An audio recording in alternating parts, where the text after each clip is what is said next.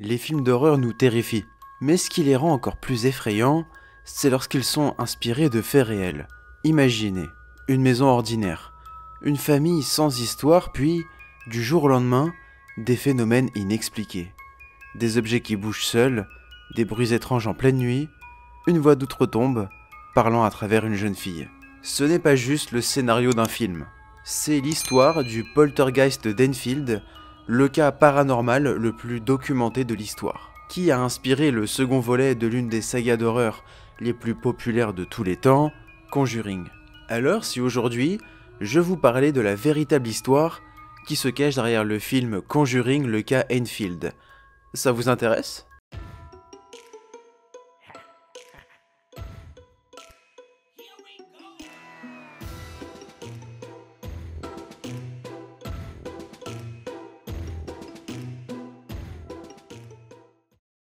Sorti en 2016 et toujours réalisé par James Wan, Conjuring 2 est la suite de Conjuring les dossiers Warren.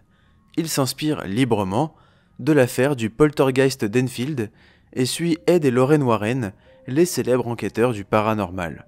L'histoire se déroule en 1977 à Enfield, en Angleterre, où la famille Hodgson est tourmentée par des phénomènes étranges. Janet, une jeune fille de 11 ans, semble être la cible principale.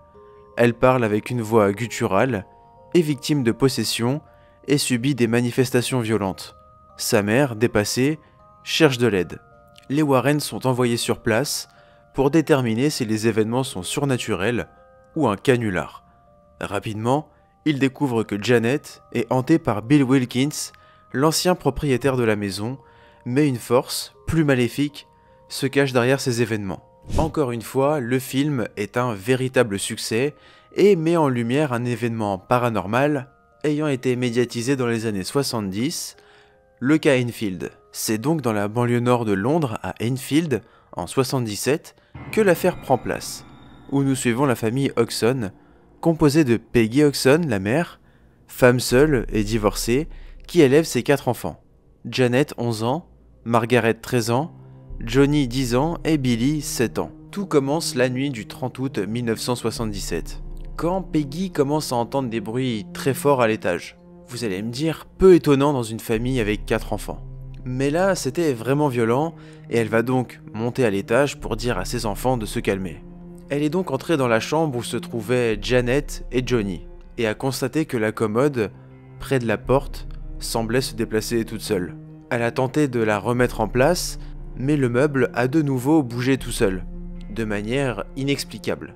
Mais des bruits de pas se faisaient également entendre, ainsi que des coups secs dans les murs. Effrayée, la famille a quitté la maison pour aller chercher de l'aide chez leurs voisins, la famille Nottingham. Been sitting listening to the knocking, and the woman next door, she called me in. We couldn't make out what it was. I heard the knocking as I walked in the front door, but I went all over the house, checked it. Checked the walls, checked everything. Just couldn't make out what it was. So in the end, I thought to myself, well, there's only one thing. I'll call the police. Vic et son fils se sont donc rendus dans la maison des Hodgson. Et, effrayés à leur tour, ils ont préféré contacter la police. 2 agents sont donc intervenus, dont l'agent Caroline Hibbs, qui a signalé avoir vu une chaise se lever de quelques centimètres sans raison apparente et glisser toute seule sur le sol. It came off the floor, or maybe a half inch, I should say, and I saw it slide off to the right, about 3.5 to 4 feet before it came to rest. I checked to see whether or not it could possibly have slid along the floor. I placed a marble on the floor to see whether or not the marble would go in the same direction as the chair did, and it didn't roll at all. I checked for wires under the cushion of the chair, and I could find no explanation at all. Malgré ce constat, la police a indiqué qu'il ne s'agissait pas d'un acte criminel et qu'il ne pouvait donc rien faire de spécial. Dans les jours qui suivirent, les manifestations se sont intensifiées. Des objets étaient projetés à travers la pièce, des bruits de coups retentissaient dans les murs, et les enfants, Janet en particulier, ont raconté des expériences encore plus troublantes. Et ce sont même les voisins, à leur tour, qui seront témoins des événements étranges dans la maison des Hodgson. Ces événements ont conduit la famille à demander de l'aide à des journalistes et des enquêteurs du paranormal. Ces premiers incidents ont donc marqué le début d'une des affaires de poltergeist les plus célèbres de tous les temps. Le 4 septembre 1977, Vic Nottingham, le voisin des Hudson, a contacté le Daily Mirror pour signaler des événements étranges qui se produisaient au 284 Green Street. En réponse, le journal a envoyé le journaliste Douglas Benz et le photographe Graham Morris pour couvrir l'histoire. À leur arrivée, ils ont été témoins de phénomènes inhabituels, notamment des objets se déplaçant de manière inexplicable. Lors de cette visite, Graham Morris a été frappé au front par un objet volant, ce qui a renforcé l'intérêt de l'équipe pour l'affaire. L'implication de Benz et Morris a été cruciale pour médiatiser l'affaire du poltergeist d'Enfield, attirant l'attention du public et des chercheurs du paranormal. Suite aux articles de presse relatant les incidents, notamment ceux du Daily Mirror, le SPR, la Society for Psychical Research, a dépêché l'un de ses membres, Maurice Grosse, pour examiner la situation. Grosse, qui avait rejoint la SPR l'année précédente, en était à sa première enquête de terrain. Dès son arrivée, il a été témoin de phénomènes inhabituels, tels que des objets se déplaçant sans cause apparente et des bruits inexplicables. Et quelqu'un avec une aussi belle moustache, tu le respectes. Tu ne peux pas douter de lui. Non. Et il va en venir à la conclusion que la famille était victime d'un poltergeist. Le terme vient de l'allemand. Polter signifie vacarme, bruit. Et geist signifie esprit. Ce qui signifie, dans la langue de Christian Clavier, esprit frappeur. C'est un phénomène paranormal supposé, caractérisé par des bruits inexpliqués, des objets qui se déplacent ou se brisent sans raison, et parfois même des interactions physiques, comme des coups ou des poussées. Et c'est bien ce qui semble tourmenter la famille Hudson. Et Gross va alors essayer de documenter au maximum les phénomènes ayant lieu dans la maison, notamment à l'aide d'enregistrements audio. Et c'est lui qui va remarquer que les phénomènes semblent plus particulièrement graviter autour de Janet. La relation entre Gross et Janet était particulièrement significative. Gross voyant Janet, une jeune fille vulnérable, potentiellement au centre des manifestations. Certains ont suggéré que sa propre perte personnelle, celle de sa fille, appelée également Janet, disparue dans un accident de moto, l'avait rendue plus empathique envers Janet Hudson, influençant peut-être son objectivité. Mais pourtant, les faits étaient là. Des chaises pivotaient et avançaient toutes seules. Des billes fonçaient vers le plafond et s'éclataient au sol. Des Legos volaient, des vêtements étaient jetés en l'air, des tiroirs bougeaient, les portes de la maison s'ouvraient et se fermaient toutes seules, et les phénomènes semblaient s'intensifier lorsque Janet était à proximité. Ce qui laissait à penser que c'était elle l'épicentre du phénomène. Gross sera rejoint par un autre membre de la LPR, Guy Lyon Playfair, afin de lui prêter main forte dans son enquête. La maison des Hudson était maintenant surveillée en permanence par des journalistes et des enquêteurs convaincus de l'authenticité de ce cas. Des appareils photos, des caméras et des enregistreurs avaient été installés dans toutes les pièces par Guy Playfair et Maurice Gross, mais les appareils tombaient en panne constamment. Les manifestations étaient incessantes, et le poltergeist semblait gagner en puissance. Le 25 septembre 1977, Peggy et Janet crurent trouver un peu de paix en allant passer du temps chez leurs voisins. Mais il n'en fut rien. Il fallait se rendre à l'évidence, le poltergeist pouvait les suivre à l'extérieur de la maison. Une nuit, des hurlements déchirèrent le silence. Janet se contorsionnait sur le lit, le visage tordu par un rictus d'une laideur diabolique. Entre deux hurlements et une tentative pour mordre Gross, qui lui tenait les bras, elle pleurait comme une petite fille et appelait sa mère en gémissant. L'état de Janet était de plus en plus préoccupant. Un soir, on entendit un vacarme venant de la chambre de Janet. Son oncle fit irruption dans la chambre et vit que la jeune fille avait été projetée à travers la pièce. When I heard a noise downstairs, I come up and there was the eldest girl on the floor. But the other one's missing. So I look under this bed, I look under this one, and as I stand up, I see it. There she is, across this radio, one leg in the air, and her head hanging down. Just to prove that I wasn't mad, I yelled for my wife to come up to see what I have just seen. but she was asleep.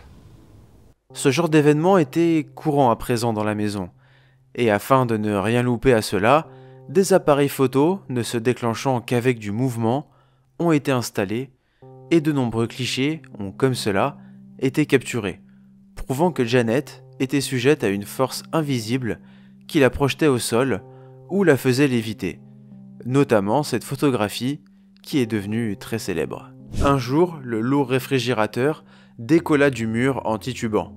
Sa porte s'ouvrit brusquement et s'écrasa sur la cuisinière à gaz si brusquement que la porte fut dégondée et enfoncée. À une autre occasion, l'imposant double lit se retourna, armature et literie comprises. Les fillettes continuaient à être projetées de leur lit, parfois jusqu'à 10 fois la même nuit. Ces lits étaient secoués, les couvertures arrachées et leurs oreillers ne tenaient pas en place. Et bientôt, un autre événement effrayant va commencer à se manifester. L'apparition de grognements sans qu'aucun animal ne soit présent.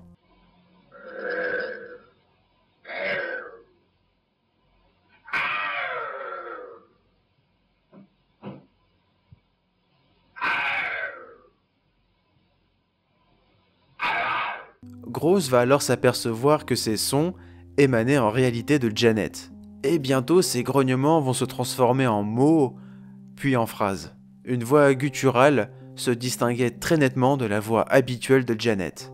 Janet produisait une voix rauque et masculine, souvent identifiée comme celle d'un homme nommé Bill. Cette voix se manifestait lors de séances avec les enquêteurs, répondant à leurs questions d'une voix distincte de celle de Janet. Outre la voix identifiable, des grognements et des sons inarticulés étaient également émis, contribuant à l'atmosphère inquiétante des événements. How many voices are there? 600.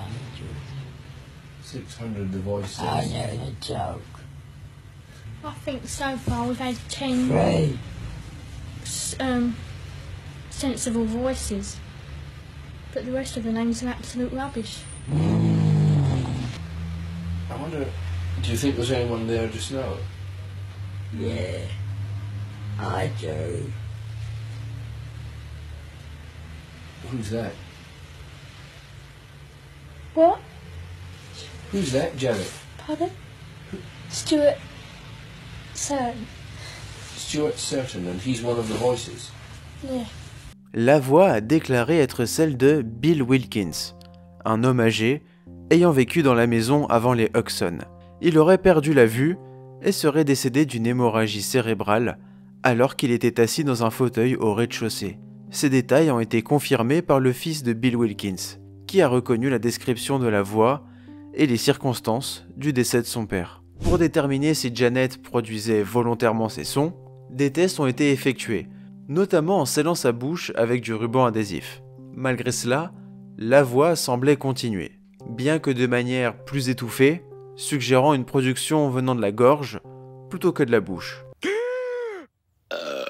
Ouais, quelque chose comme ça. Mais les experts ont noté que maintenir une telle voix pendant une période prolongée pourrait causer des dommages aux cordes vocales. Cependant, Janet semblait capable de produire ces sons sans montrer de signes évidents de détresse physique. Les changements rapides entre la voix normale de Janet et la voix gutturale étaient souvent soudains, rendant difficile l'idée qu'elle simulait consciemment ces manifestations. Cette affaire, donc très documentée avec de nombreux témoins, est très médiatisée et de nombreux journaux en parlent, mais la télévision aussi, ce qui me permet de mettre beaucoup d'extraits. Et cette médiatisation va faire connaître l'affaire à l'international et va attirer l'attention de deux personnes très célèbres, un duo que vous connaissez très bien. Bonsoir. Bonsoir, pardon.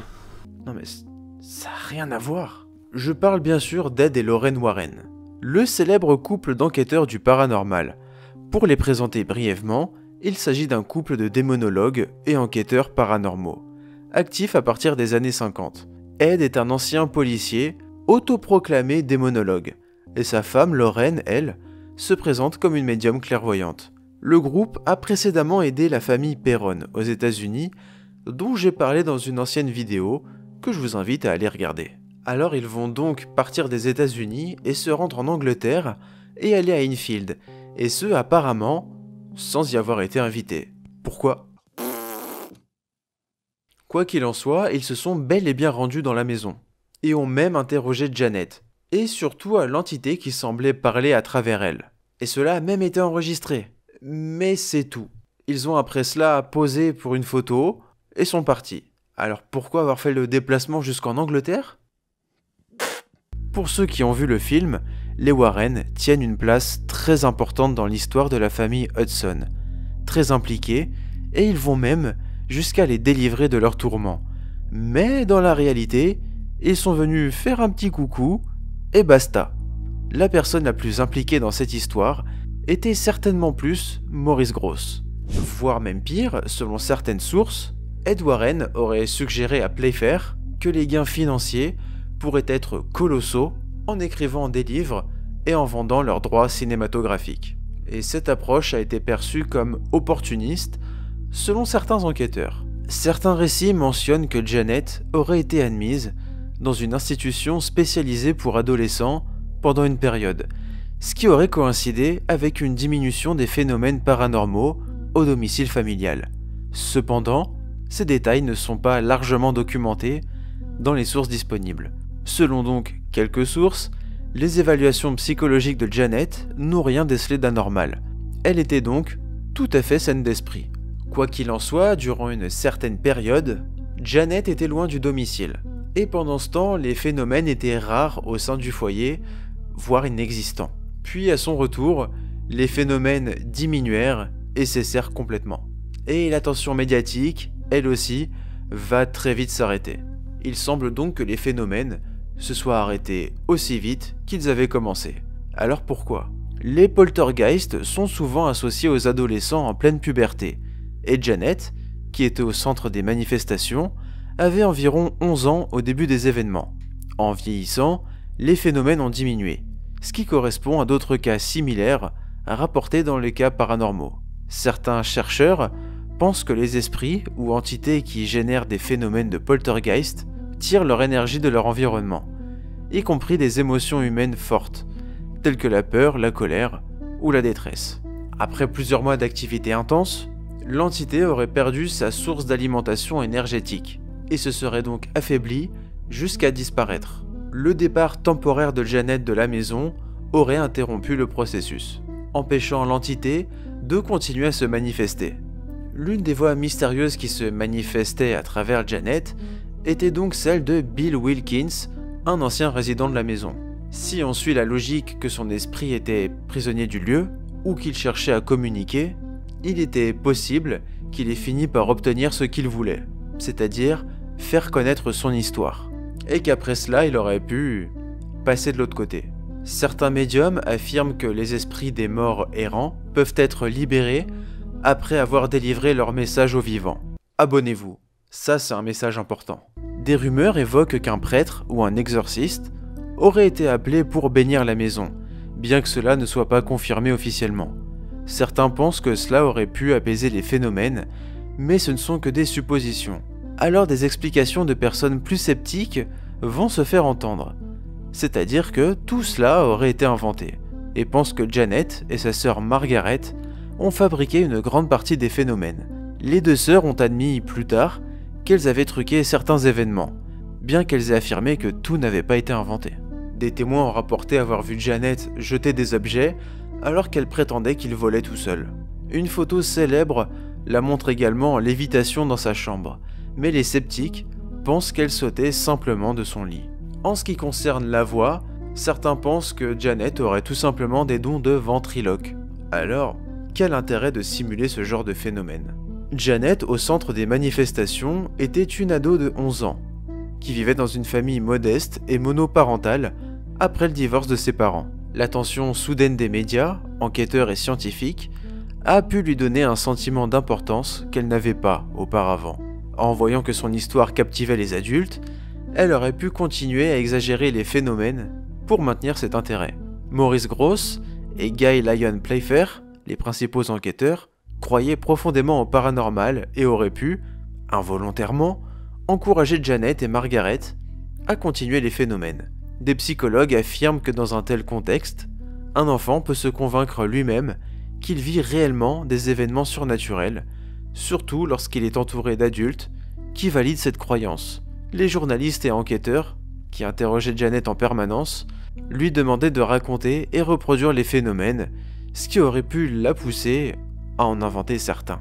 L'affaire du poltergeist d'Enfield reste l'un des cas paranormaux les plus célèbres au monde, et également l'un des plus controversés.